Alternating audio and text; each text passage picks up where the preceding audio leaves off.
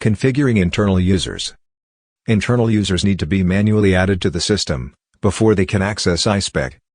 To add new users, click the Internal User submenu under the Administration main menu. Users are stored in business units, also known as departments, in a tree structure.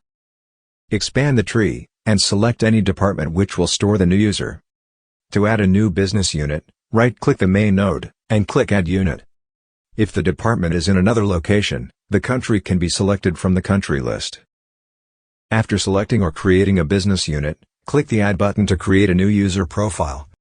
A default login name is created, but this can be changed.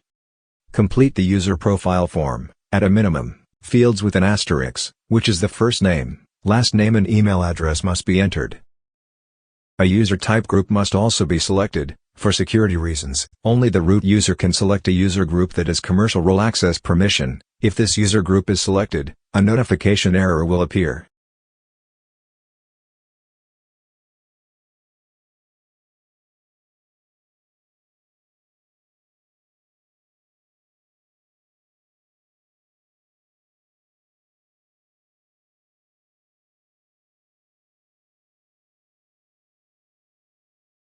When the form is completed, click the Insert button to save the user profile.